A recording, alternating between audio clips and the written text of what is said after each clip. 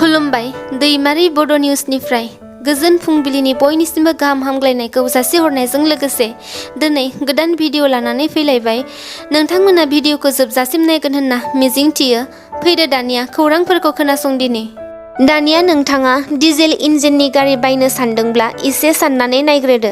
मुवा बेसादनि सानफा एफा बेसेन बांबोनाया हादोराव थानाय गासैबो रायजो राजाफोरखौ हालाय हाफाय खालामबोगासिनो दं।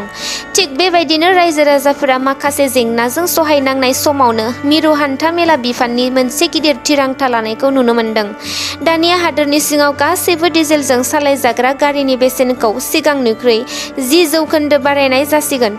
मिरु हान्था मेला बिफाननि मन्थ्रि मानगोनां नितिन गाडकारीआ हादोरनि सिङाव गासैबो डिजेल इन्जिनजों सालायजानाय गारिनि बेसेनखौ गंफ्रोमबो गारियाव सिगांनिख्रुइ 10% टेक्स महरै लानाय जासिगोन होनना खौरां बिजोंनि गेजेरजों फोरमायदों। बर' हारिनि थाखाय बयनिख्रुइबो देरसिन गोजोनथाव खौरां। गोबां बोसोर सिगांनिफ्रायनो BTC हालामखौ फेदेरनांगौनि सार्थआव सनितपुर, बिश्वनाथ आरो गहपुर हालामनि बर' रायजो राजाफोरजों लोगोसे हारि अनसायग्रा दैदेनगिरि बिथांमोना नांथाबना नाजाबोगासिनो दंमोन। दा बेनिनो फिथाइ मोनफुंनायनि समा सफैबाय। बिटिआर गोजोन गोरोबथानि 6.1 दफानि बादियै BTCनि अरथाइखौ बारायनानै सनितपुर, बिश्वनाथजों लोगोसे गहपुर जिल्लासिम गासै गं 41 गामिफोरखौ BTCजों सरजाबफानाय जाबाय। थांनाय 12 सेप्तेम्बर खालारखालि आसाम सोरखारनि केबिनेट मन्थ्रि जयन्त मल्ल बरुवाया मोनसे केबिनेट मेलनि गेजेरजों सनितपुर आरो बिश्वनाथ जिल्लानि गं 41 रेभिनिउ आरो फरेस्ट गामिफोरखौ BTCआव सोनाय जासिगोन होनना खौरां बिजोंनि गेजेरजों फोरमायदों। थांनाय 26 जानुवारि खालारखालिनो आसामनि गिबि मन्थ्रि डक्टर हेमन्त बिश्व शर्मा बिथाङा सनितपुर आरो बिश्वनाथ जिल्लानि गासै 60 बर' गामिफोरखौ BTRआव सोनाय जागोन होनना फोसावदोंमोन। बेनिनो थांनाय सानाव गं 41 गामिफोरखौ BTCआव सोनाय जाबाय होनना फोसावो बिथां जयन्त मल्ल बरुवाया, जायखौ लानानै दुलाराय बर' फरायसा आफादनि आफादगिरि दिपेन बर' बिथाङा बड'फा उपेन्द्रनाथ ब्रह्मनि मुसुखायाव बिबार बावनानै गोजोननानै खौरां बिजोंनि गेजेरजों भारतनि गाहाय मन्थ्रि नरेन्द्र मदि, नखर मन्थ्रि अमित शाह, आसामनि गिबि मन्थ्रि डक्टर हेमन्त बिश्व शर्मा, BTCनि गाहाय मानगोनां प्रमद बर'निसिम साबायखर बावहरो। बावैसो सिगां आसामाव गासै 4 गोदान जिल्ला तामुलपुर, बजालि, हजाइ आरो बिश्वनाथखौ मोनफुंनो हादोंमोन आरो रायजो राजाफोरा बेनि थाखाय आसाम सोरखारनि गिबि मन्थ्रिखौ जोबोर गोजोननानै साबायखरबो बावदोंमोन। नाथाय बिनि गेजेरावनो मोनसे दुखुनांथावना खौरां बजालि ओनसोलनि रायजो राजाफोरनि थाखाय। गोदानै दाजानाय बजालि डिस्ट्रिक्टखौ दाफिननानै साब डिस्ट्रिक्ट खालामनायखौ लानानै मैया बजालि ओनसोलाव बजालि जिल्ला सुरक्षा कमिटि, बजालि जिल्ला फरायसा आफादजों लोगोसे बजालि ओनसोलनि रायजो राजाफोरा आसाम सोरखारनि हेंथायै गोख्रों सोमावसारनाय हाबाफारि लानाय जादोंमोन। बे सोमावसारनाय हाबाफारियाव बाहागो लानाय रायजो राजाफोरा खौरां बिजोंनि गेजेरजों आसाम सोरखारखौ गोख्रों खावलायहरो दि जेब्लासिम बजालिखौ जिल्ला महरै दाफामफिनना होनाय जाया अब्लासिम जोबनाय गैयै रायजोनि दाब दाब ओनसोलाव सोमावसारगोन, राजा लामा जथेगोन होनना। आसाम सोलोंथाइ बिफाननिफ्राय थाखो 10 आव फरायबाय थानाय फरायसा फरायसुलिफोरनि थाखाय मोनसे गोनांथार फोसावलाय। फैगौ 2024 मायथाइनि थाखो 10 नि जोबथा आनजादखौ 2024 मायथाइनि फेब्रुवारि दाननि गिबि सप्तायावनो खुंफुंनाय जागोन होनना फोसावनाय जादों। लोगोसे बे बारनि मेट्रिक आनजादनि थाखाय माखासे गोनांथार नेमखान्थिफोर दाजाबदेरनाय जादों। साफ्रोमबो फरायसाफोरनो गासै 4 आयदानि थाखाय वेमार शीट होनाय जागोन। 50 नम्बरनि थाखाय। बे 4 आयदाफोरा जादों इंराजि, सानखान्थि, बिगियान आरो समाज बिगियान।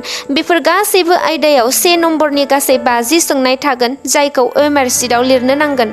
गुबुन थाबावनाय आयदाफोरखौ सिगांनि आनजाद जालांनाय बादिनो लिरनो नांगोन।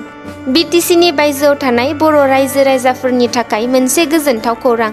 थाबैनो बिथां मानगोनां प्रमद बर'आ दैदेननाय BTC सोरखारा BTCनि बायजोआव थानाय रायजो राजाफोरखौ BTCनि दाब दाब ओनसोलजों फोनांजाब खालामनो हानाय बायदि BTC सोरखारनिफ्राय बड'लेण्ड ट्रेन्सपर्ट सार्भिस बासखौ गंनैहाय BTC गोजोननि नोगोर क'क्राझार जिल्लानिफ्राय कार्बि आंलं आरो धेमाजि जिल्लानि सिमन साफुरिसिम खारहोनाय जासिगोन होननानै BTCनि EM रनेन्द्र नार्जारीआ खौरां बिजोङाव फोरमायनायखौ नुनो मोन्दों।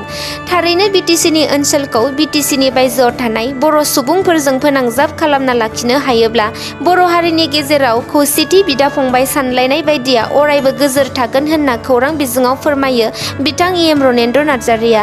मख'नो गोनांदि गंफ्रोमबो बड'लेण्ड ट्रेन्सपर्ट सार्भिस बास गारियाव आबुङै AC नि सुबिदा दं होननाबो फोरमायदों। दिनै BTC हालामनि उदालगुरि जिल्लानि सिङाव थानाय भैरबकुन्दनि धोनस्रियाव सानसेयावनो 10 लाख बिफां फुलि गायनानै Guinness book of world record खालामगोन मानगोनां प्रमोद बर' दैदेननाय BTC सोरखारा। दिनैनि बे बिफां फुलि गायनाय हाबाफारिया फुंबिलिनि 6 रिंगानिफ्राय जागायनानै बेलासे 5 रिंगासिम जागोन होनना खौरांनिफ्राय मोनथिनो हादों। दिनैनि बे बिफां गायनाय हाबाफारियाव गासै 15,000सो सुबुंनि जुथुमनाय जागोन आरो माखासे गोनां थैनो रोङै बिफां जेरै सिसु, खैरो बायदि फुलि गायनाय जागोन होनना बिथां मानगोनां प्रमोद बर'आ फोरमायदों।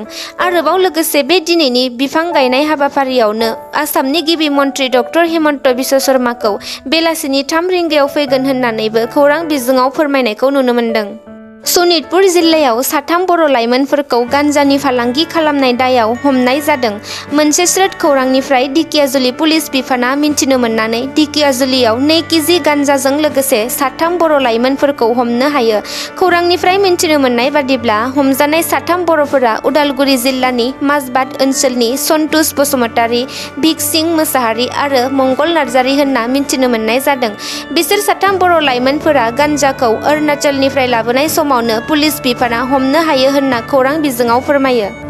आथिखालाव बिटिआर हालामाव ड्राग्स आरो समाजारि बेरेखा खामानिनि हेंथायै सुबुं सांग्रांथि हाबाफारिफोरखौ BTCनि दाब दाब ओनसोलाव लाबोबाय थानाय नुनो मोननाय जादों।